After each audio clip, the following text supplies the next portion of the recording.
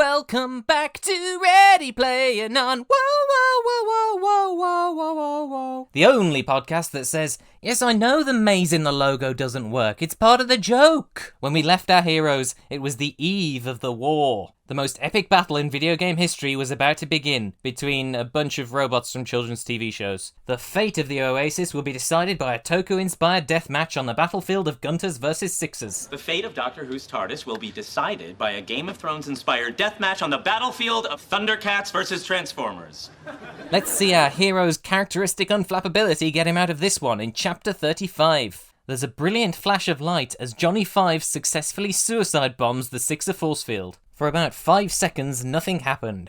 Time seemed to stop, and everything was silent and still. Then all hell broke loose. Wade gives a little silent cheer to himself that his plan worked, as if it were ever in any doubt. The assembled sea of avatars, which had threatened to just sit and watch the battle, instead join in, and it's an all-out war between them and the Sixers. It was a chaotic, breathtaking scene, like several beehives and wasp nests had been smashed together and then dropped onto a giant anthill. I'm not on board with that simile, needs work. Wade's hesitant to move at first in case his giant robot Leopardon crushes anyone beneath his feet. Sorrento has no similar qualms, piloting Mechagodzilla in such a way that it crushes several dozen avatars, including a few of his own troops. The Gunter robots assume defensive positions, but the Sixers have already taken heavy damage from the projectile weapons of every avatar there. Sorrento, despite taking more hits than the others, is still lumbering towards them, but they've successfully disabled the other Sixer mechs, who never even got a chance to form Voltron. Oh, that means we won't get to see the Ava units in battle. The giant robot battles were the most thematically important part of Evangelion. It's a mercy killing, really. The only thing more textually blind than that would be Wade riding the Iron Giant into battle or something.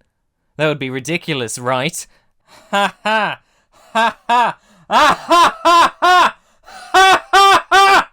H says, it is on like Red Dawn. That doesn't rhyme. She fires all her Gundam's weapons, and Shoto fires his robot's bow, while Artemis's mech fired some sort of red energy beam that appeared to originate from Minerva X's giant metal breasts. I don't know if that's something from Mazinger Z, or if that's something Ernest Cline's made up. Either way, I hate it. And Wade fires a gold boomerang from Leopardon's head. Mechagodzilla shoots a beam of lightning out of its mouth, causing the Gunters to dodge into the air in their robots, and also killing a bunch of no-name disposable avatars. H makes a crack that this is the final boss. Screw this, guys, I said. I don't think we can destroy this thing. Astute observation, Z, Artemis said. Got any bright ideas? I'm starting to think that the hatred that I'm reading into these lines isn't actually there textually, but she just sounds so done with him all the time. Wade suggests that he distract Mechagodzilla while the other three head into the castle. They only need 3 of them to operate the gate after all. Shoto has another plan, flying directly at Mechagodzilla. Go, he shouted into his comlink. This bastard is all mine. H and Artemis head towards the castle. The Sixers have already been overwhelmed by a mob of Gunters, but since none of them have the crystal key, they literally can't get in through the doors. It's a wide open escape for the heroes. H popped the hatch of his Gundam's cockpit and leapt out, whispering the robot's command word in the same instant. As the giant robot shrank back to its original size, he snatched it out of the air and stowed it in his inventory. That's a cool maneuver, actually. Artemis does the same as her, and the avatars can both fly, so they fly directly to the castle. Hold on, let me just grab this Princess Celestia.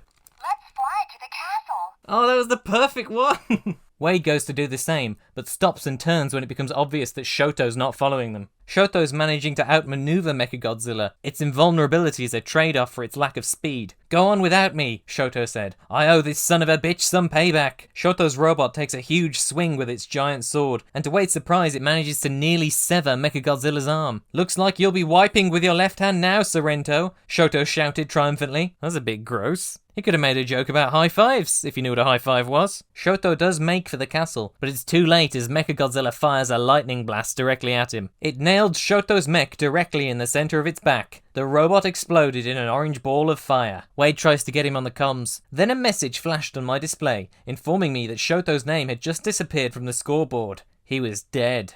Wade's stunned for just a little bit too long, as the lightning blast traces him and nails Leopardon in the lower torso. With his robot, now bisected, crashing and burning, he uses the ejector seat. His avatar's jet boots give him a soft landing, but his next worry is Sorrento's giant left foot. And not in a DeviantArt way. With Mechagodzilla's lightning weapon recharging, he's got the perfect opportunity to disappear into the castle where it can't follow him. He wouldn't be able to follow me inside, not without getting out of his oversized mech. Now that's gotta be a typo. It should be oversized with a D, surely. And if not, then screw you, Ernie, anyway. But I didn't move. Instead, I took out the beta capsule and held the small metal cylinder in the palm of my avatar's hand. Yeah, we knew this thing was coming back, didn't we? For Wade, Shoto's death calls to mind the death of all those people in the stacks for the first time in 20 chapters. Sorrento had tried to kill me, and in the process he'd murdered my aunt along with several of my neighbours, including sweet old Mrs. Gilmore, who had never hurt a soul. Mrs. Gilmore, who is not a character, merely a sympathy device. You'd be forgiven for having forgotten her. He'd also had Daito killed, and even though I'd never met him, Daito had been my friend.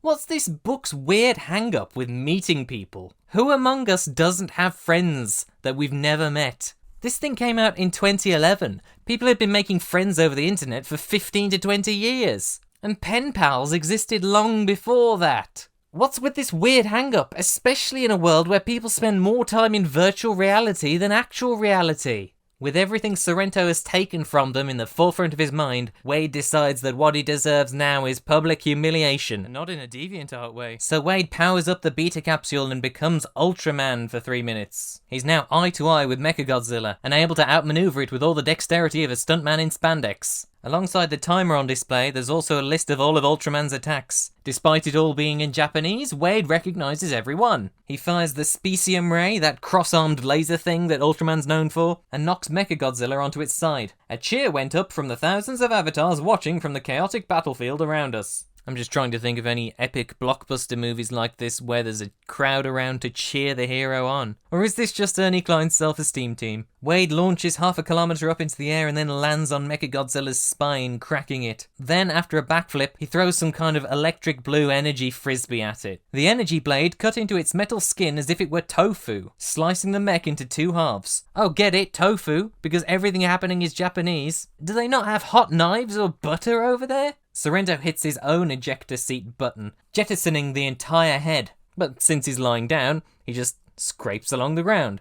Rocket boosters try to lift the head into the air. I'm amused by the idea of a floating Mechagodzilla head. Now that's a video game boss. And Wade fires another ray beam, disintegrating it. The crowd went wild. Self-esteem team! Everybody loves you, Ernest. Wade powers down the beta capsule before it kills him, and now as his regular avatar he flies into the castle. H and Artemis are in the foyer, surrounded by the smoking bloodied bodies of over a dozen recently slain Sixer avatars. The girls have clearly been having fun without him. No fair, I said, cutting my jet boots and dropping to the floor beside H. You could have saved at least one of them for me. Artemis didn't reply. She just gave me the finger. Maybe I'm not reading too much anger into this, I don't know. H congratulates him on defeating Sorrento, but calls him a complete idiot. And Artemis calls him a selfish asshole. What if you'd gotten yourself killed too? I didn't though, did I? Selfish is the exact word, isn't it? Wade is absolutely selfish in all matters. There's still a job to be done here, so they head towards the crystal door. They hold their keys out to the door, but nothing happens. Of course, Wade is the one to figure out the solution. He says 3 is the magic number. The door starts glowing and 2 additional keyholes appear. The 3 caballeros insert their keys. Wade's in the centre, of course, as he is in all things, and after a count of 3, cute, they all turn them clockwise. There was a brief flash of blue light, during which all of our keys and the crystal door itself vanished. And then the 3rd gate stood open in front of us, a crystal doorway leading into a spinning whirlpool of stars. They step forward. It's unclear if they actually go into the gate, because first there's an ear-splitting boom. It sounded like the entire universe was cracking in half. And then we all died. Boop, boop, boop, boop, boop, boop, boop. End chapter 35. That wasn't quite the giant robot fight that I was expecting when the previous chapter ended. In fact, 10 of their opponents were taken out almost immediately, like one of the world's most easily resolved cliffhangers. Sorrento does prove himself to be a formidable final boss, though he spends the entire chapter completely silent. His best attribute in previous chapters has been his way with words. Of course, given the way the immersion rigs work at IOI, there's still the possibility we'll see him again, and soon. Shoto gets an attempt at resolving his character arc that doesn't quite work either. His promises of vengeance end up only being holding off Sorrento while the others can escape. He only gets to lay one blow on him. It's Wade that defeats him, because Wade has to be central to all things. That's an unsatisfying end to your character journey. As telegraphed, Wade gets to use the beta capsule in the final battle. It's an implicit "this is for Daito" moment, but it's paired up with the remembrance of his family in the stacks and Mrs. Gilmore, all of which hasn't been mentioned for 20 whole chapters. The attempt at creating an emotional core to this moment is futile, because it's not something he's demonstrably cared about. Two things matter to Wade: one, getting the Easter egg, and two, his mounting obsession with Artemis. And we've no reason to believe that this moment is earmarking a character development. He gets upset and then defeats Sorrento, but I'm not expecting him to grow from the experience, especially since both Shoto and Sorrento can come back. The way your world works has made it difficult to have definitive tied-up ends.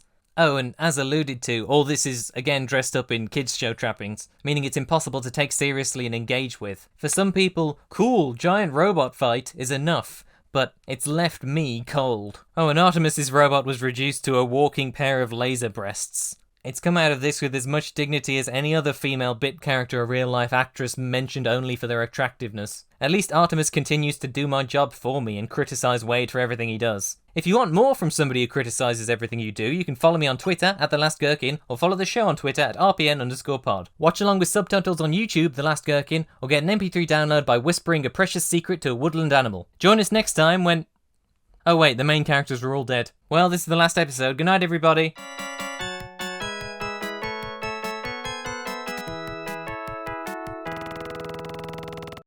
Welcome back to... Why do I always sneeze on the start of an episode? People spend more time in virtual reality than in actual reality.